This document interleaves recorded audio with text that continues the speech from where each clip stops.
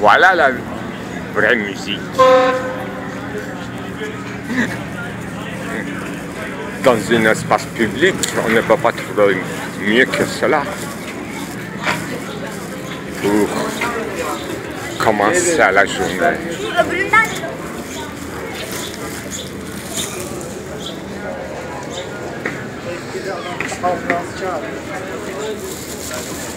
Get the best. La belle journée commence.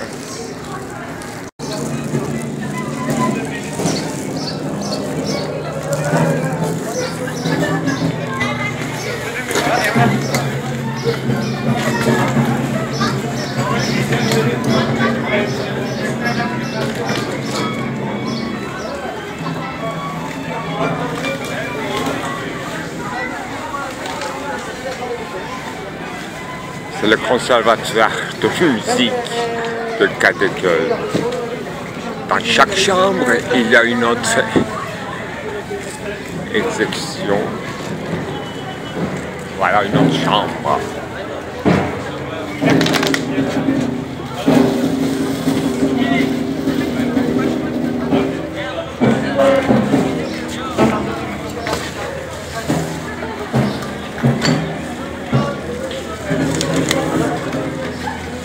On peut recomposer en se promenant d'une chambre à une autre.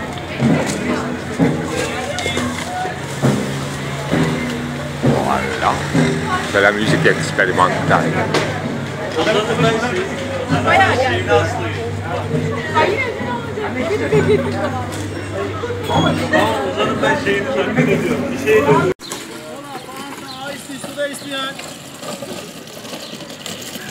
Voleybol topu, iskambil kağıdı, filizli, armut, badminton.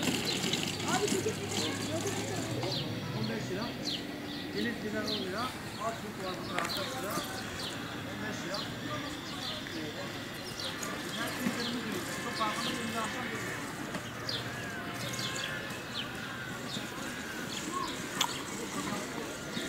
Oui, j'avais acheté une petite âne gonflable ici dans ce parc. Hier, on a vu un hérisson et on l'a mis même à la main. C'est incroyable.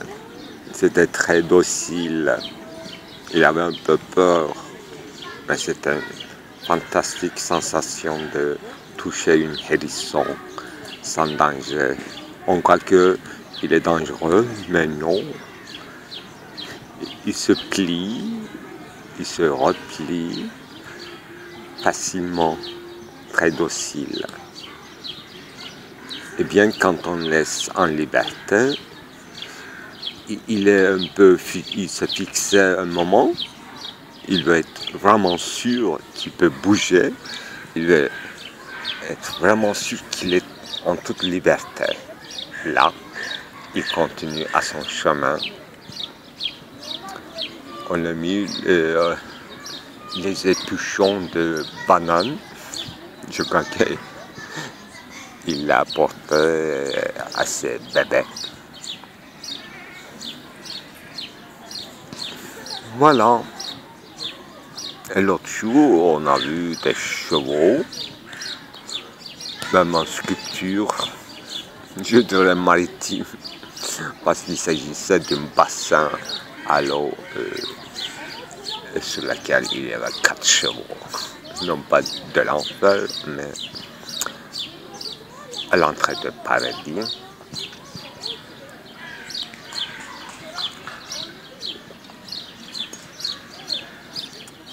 Aujourd'hui, j'ai vu un enfant qui, avec son filet, il était en chasse des papillons ou des autres volants, des insectes. Et il y a quelques années, à Ivaluk, j'avais fait un film sur les enfants qui construisaient une sorte de salle, un bateau, pour envoyer à l'autre côté de la mer en l'occurrence à la Grèce, aux îles grecques, des insectes morts. C'est eux qui m'ont dit à la question « Qu'est-ce que vous faites ici ?» C'est une grande tâche. Et ils ont réussi avec bric-à-brac, avec le bricolage de bateaux. Voilà les enchaînements plutôt paisibles que sulfureux.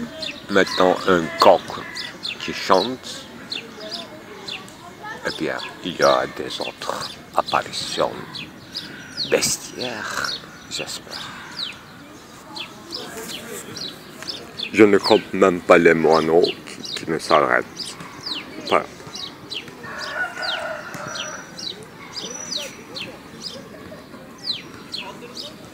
Parmi tous ces bétails, ne peut être que heureux.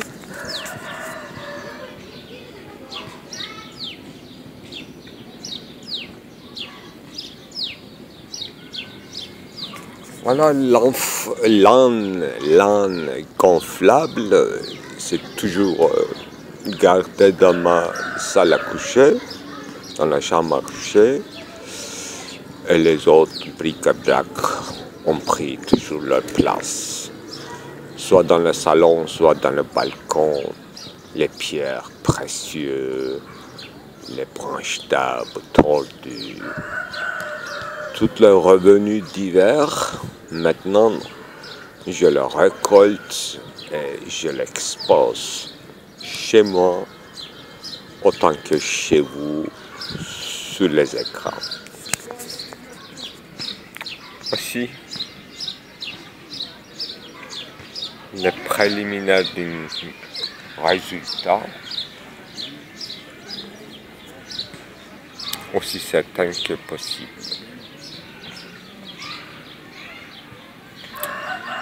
Et je fais tout pour éviter de parler de Gesamtkunstwerke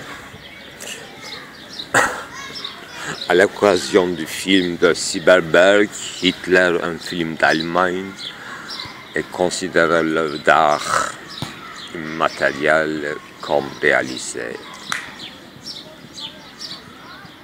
En tant que ce monde des années 40,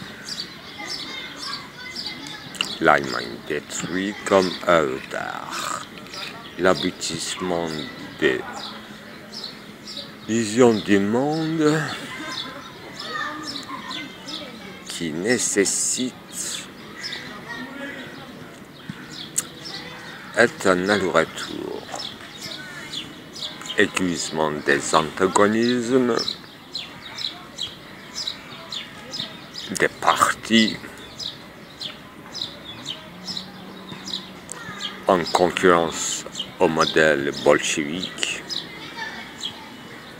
les socialistes, les conservateurs, nationalistes. Eh oui, qu'est-ce que l'art? Quand on désigne quelque chose, ça peut devenir l'art. Ce qu'on appelait le nominalisme de l'art. Si l'art est un nom propre. Voilà un livre intéressant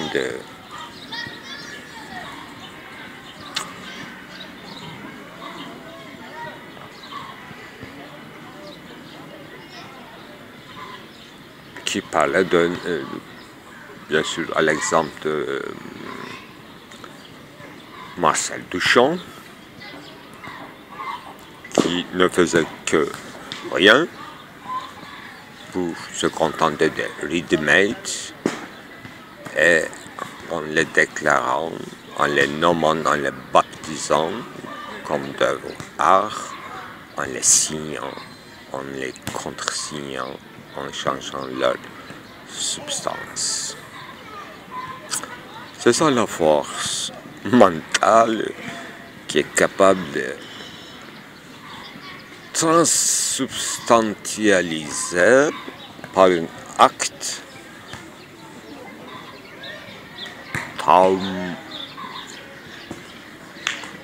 je dirais traumatisant, mais par un acte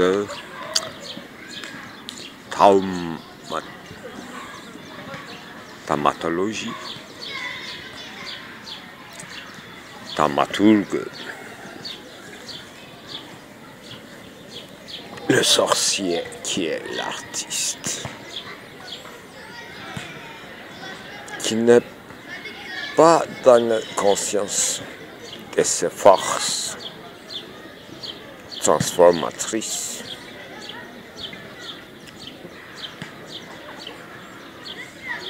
parce que ces forces sont utilisées par l'industrie, par la machine à vapeur, par les machines de puissance, par une concurrence matérielle concernant la matière, la forme, le design, usage, utilitaire, consommation, production obéit à un mode de consommation. Un vide qui tourne à rond. Voici, autant que je commençais par la musique, continuer avec Aaron. Et je pense Karlheinz Stockhausen collaborait avec Juliette Strauss, cinéaste, qui ont aussi filmé une lecture de un coup de dé n'abolira jamais le hasard de Mallarmé. C'est ça, il faut parfois résister et monter sa voix pour exister dans le milieu artistique. Qu'on peut ressembler à une forêt sauvage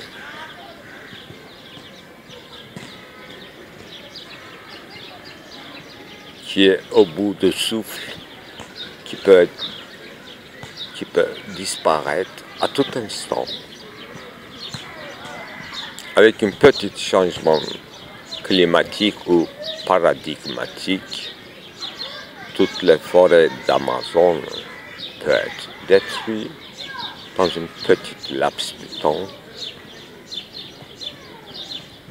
et laissant achever une humanité inconsciente et suicidaire. L'art doit incarner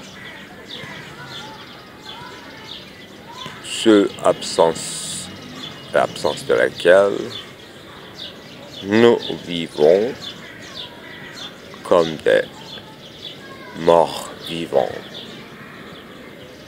C'est ça, la force d'incarner une parole, c'est être ou bien se faire momentanément thaumaturgue et non pas dramaturgue. Voici là où on est arrivé à la recherche des fondements et pratiques de la tragédie. Oui, peut-être il y aura une troisième guerre mondiale, c'est prévu spéculativement, mais peut-être que ça va se passer bien, c'est-à-dire qu'il y aura bien sûr des explosions nucléaires, mais ce serait quand même par inadvertance, par le manque d'attention, de précision ou une petite embrayage de décision. Sinon la folie, non, je crois pas. Ça serait un accident. Une petite parenthèse qui englobe le tout. Mais quand on a remarqué, comme architecte Serbie assassiné en Autriche ou l'inverse, comme le commencement mythique de Première Guerre mondiale, ce sera quelque chose, une histoire pour les enfants, un aquaire. Mais pourquoi je dis ça? Parce que je suis au bord de la mer, une mer solide quand même, solide comme un marbre et formable, à une plasticité platée. C'est une ville qui a vu de tant de choses. C'est pas un Paris, c'est pas un Lucrèce, c'est Byzance quand même, Constantinople, c'est pas n'importe quoi. Ça va en sortir.